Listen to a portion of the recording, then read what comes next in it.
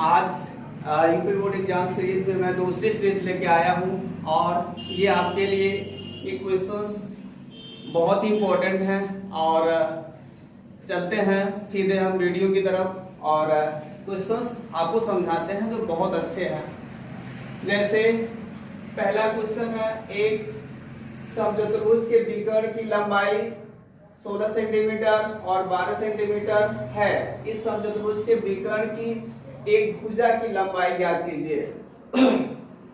तो आप जानते हो एक समचतुर्भुज जो होता है जिसको रोम्बस कहते हैं, रोम्बस की एक प्रॉपर्टी होती है, मतलब एक विशेषता ये होती है कि इसकी जो सभी भुजाएं होती हैं वो बराबर होती हैं और इसके जो डायगोनल्स होते हैं मतलब विकर्ण होते हैं वो एक दूसरे को हमेशा परपेंडिकुलर मतलब 90 के कोण पे काटते हैं।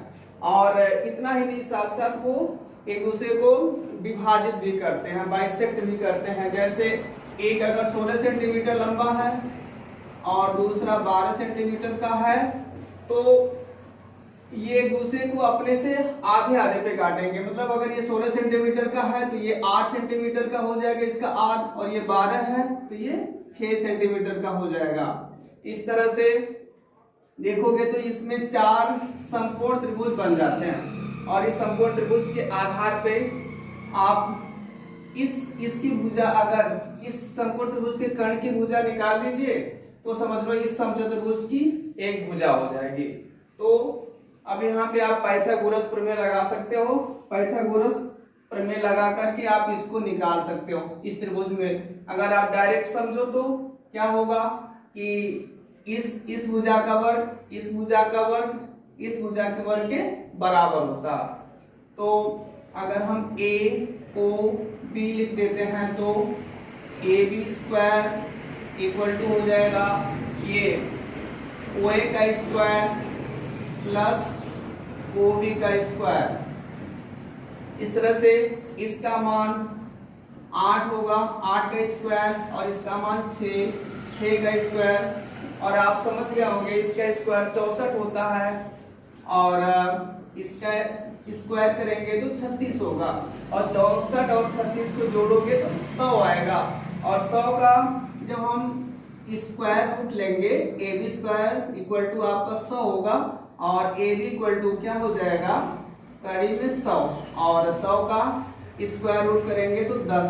इस तरह से इसके लिए इसकी जो समचतुर्भुज की जो एक भुजा होगी वो 10 सेंटीमीटर की होगी। इस तरह से इसकी ये विकल्प सही होगा। इसी तरह और दूसरे क्वेश्चन में हम चलते हैं। दूसरा क्वेश्चन है, एक त्रिभुज ABC के आधार BC के समांतर एक रेखाखंड PQ खींचा गया है। इसके लिए हम एक त्रिभुज बनाते हैं। एक त्रिभुज बनाएंगे ABC और कह रहा है कि आधार BC के समांतर रेखाखंड PQ खींचा गया है।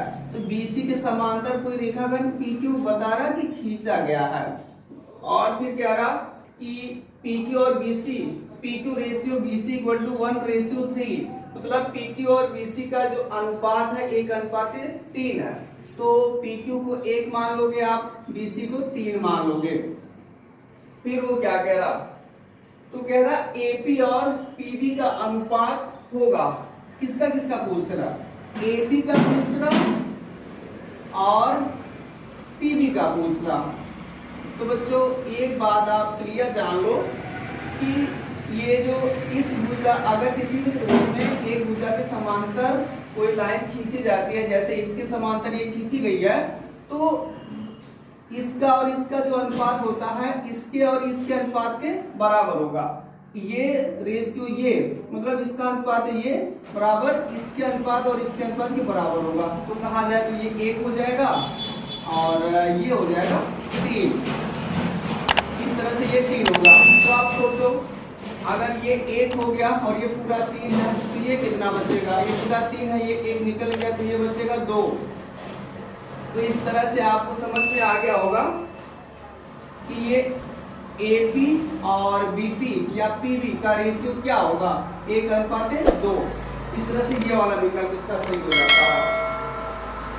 और इसी प्रकार अगले क्वेश्चन में हम चलते हैं। तीसरे क्वेश्चन में कह रहा दो समरूप त्रिभुज की भुजाएं 4:5 के अनुपात में हैं, तो इस त्रिभुज के क्षेत्रफलों का अनुपात क्या होगा।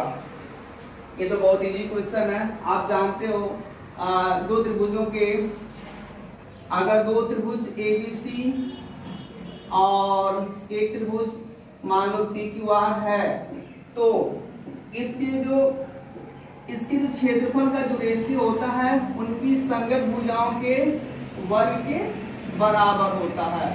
तो इस तरह से अगर भुजाओं का रेशियो 4:9 दे रहा, तो समझ लो कि 4 स्क्वायर और 9 के स्क्वायर के बराबर होगा।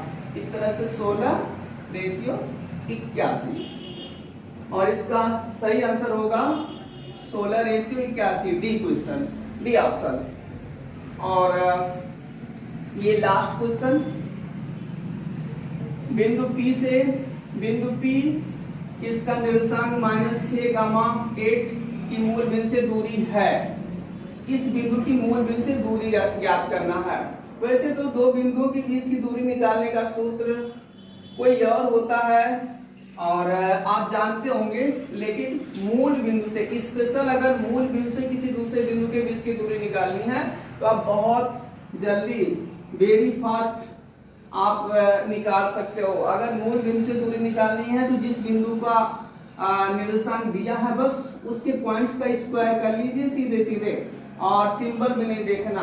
अगर माइनस में हो तो भी, प्लस में हो तो भी, चाहे जैसे भी हो, सिंबल भी नहीं देखना, सीधा स्क्वायर कर लेना और उसको हम जोड़ देते हैं 36, और ये 6 का स्क्वायर 36 होगा, 8 स्क्वायर 64, इस तरह से जोड़ेंगे तो 100 आएगा, और 100 का स्क्वायर रूट करोगे आप 10। इस तरह से 10 सेंटीमीटर दूरी होगी, और ये तीसरा ऑप्शन सही होगा। ठीक, रेडी।